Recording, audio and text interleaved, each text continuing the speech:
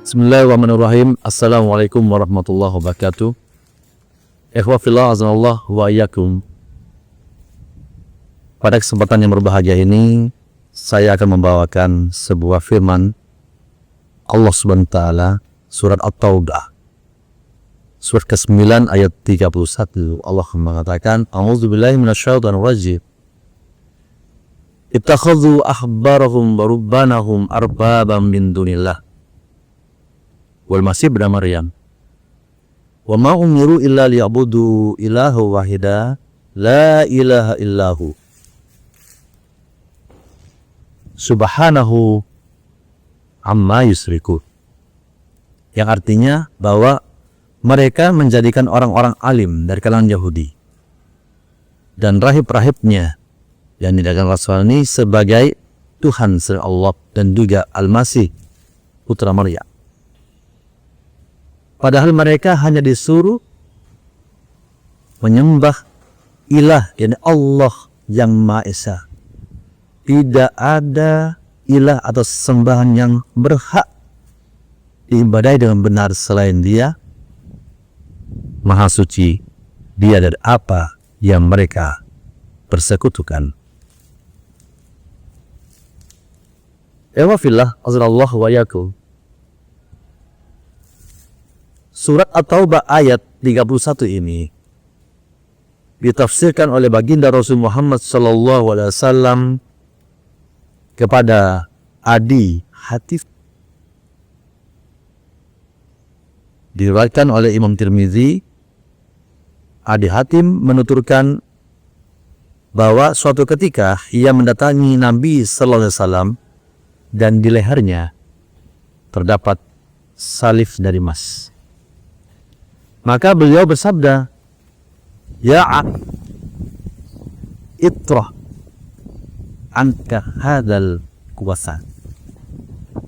Wahai Adi, buanglah berhala itu.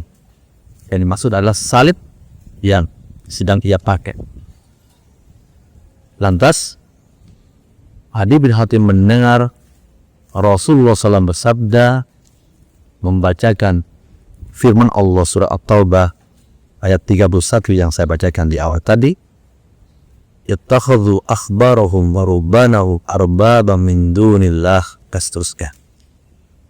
Atas Rasulullah sabda menjelaskan tentang maksud apa dan bagaimana yang maksud dengan menyembah orang-orang alim dan ahli ibadah dari kalangan Yahudi dan Nasrani ini. Rasulullah mengatakan, Ama innahum lam yakunu ya'budunahum. Ketahuilah sesungguhnya mereka, Yahudi dan Nasrani itu tidaklah menyembah orang-orang alim dan ahli ibadah dari kalangan mereka.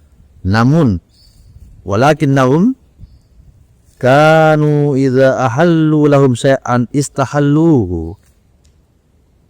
Ketika orang alim atau ahli ibadah dari kalangan mereka itu menghalalkan sesuatu yang Allah sebenarnya haramkan, maka mereka ikut-ikutan menghalalkannya. Dan sebaliknya, wa idza harramu 'alaihim syai'an hal harramuhu. Dan ketika mereka yakni orang alim dan ahli ibadah itu mengharamkan sesuatu yang sebenarnya Allah sudah halalkan, maka orang Yahudi dan Nasrani ini turut juga mengharamkan. Tentunya ehofillah azanallah wa iyyakum jami'an. Penjelasan langsung dari Rasulullah Muhammad SAW ini mengingatkan kita bisa jadi dalam kehidupan ini secara tidak langsung kita telah menjadikan ulama-ulama yang selama ini kita akui akan keilmuannya ahli ibadah, orang-orang soleh dari kalangan kaum muslimin yang kita benar-benar akui akan kealiman dan kesolehannya. Namun ternyata di saat mereka itu menyatakan sesuatu yang sebenarnya Allah Subhanahu wa taala haramkan dan mereka halalkan, atau sebaliknya yang Allah Subhanahu halalkan dan kemudian mereka haramkan, namun kemudian kita tanpa melihat yang sebenarnya dari apa yang Allah tetapkan dan Rasulullah nyatakan, langsung saja kita mengikuti apa yang menjadi fatwa mereka, maka sebenarnya ini cukup sebagai satu hal yang kiranya menjadikan kita telah terbuat kesyirikan, yakni dengan mengikuti fatwa sesat mereka tanpa memperdulikan adanya kebenaran yang datangnya dari Allah Subhanahu wa taala dan Rasulnya. Tentunya untuk mencari permasalahan-permasalahan terkait dengan ini, praktek-praktek bagaimana mereka mengekor dengan mengikuti fatwa sesat, sungguh di negeri ini sangatlah banyak. Untuk itu hadirin, untuk menjaga kemurnian tauhid kita, tidak hanya kita meninggalkan penyembahan yakni dari segi fisik mereka, tapi juga harus benar-benar kita mensterilkan segala apa yang mereka katakan di saat menyelisihi Allah dan Rasulnya. Maka kita pun juga harus benar-benar menjauhi, mengatakan bahwa hal itu merupakan suatu pelanggaran yang besar. Jangan kemudian karena beda enak, jangan kemudian karena ada rasa fanatisme pada mereka kemudian kita ikuti saja, yang sebenarnya itu dapat meruqyat kita kata kita telah berada dalam suatu kesyirikan. Oleh karena hadirin, berbicara tentang kecintaan kepada Allah dan Rasulnya, terkhusus kecintaan kita kepada Allah SWT, Allah SWT telah menegaskan dalam surah Al-Baqarah surat kedua ayat 165, wa minan nas may yattakhidhu min dunillahi andadan yuhibbunahum ka hubbillah walladzina amanu ashaddu hubban lillah. Allah SWT menyatakan bahwa ada di antara manusia orang-orang yang menyembah Tuhan selain daripada Allah sebagai tandingan. Dan dikatakan oleh Allah bahwa mereka mencintai seperti mereka mencintai Allah. Adapun orang-orang yang beriman sangat besar cintanya kepada Allah Subhanahu wa taala.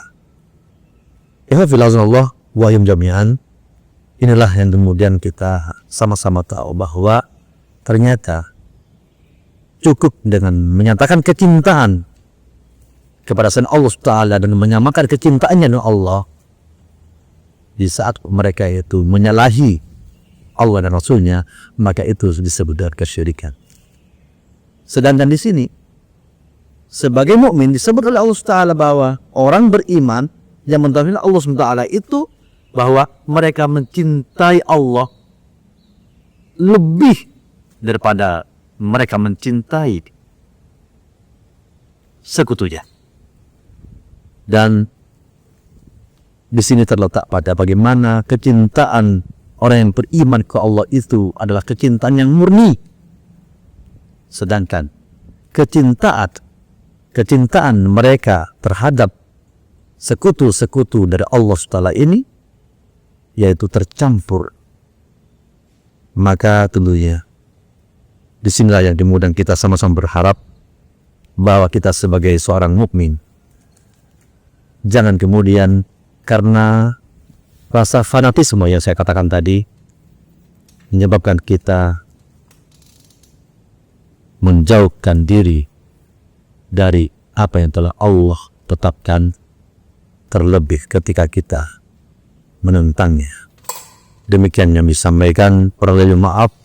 Semoga Allah senantiasa menanamkan kecintaan kepadanya, dan semoga Allah Ta'ala memberikan kemudahan kepada kita juga atau petunjuknya untuk senantiasa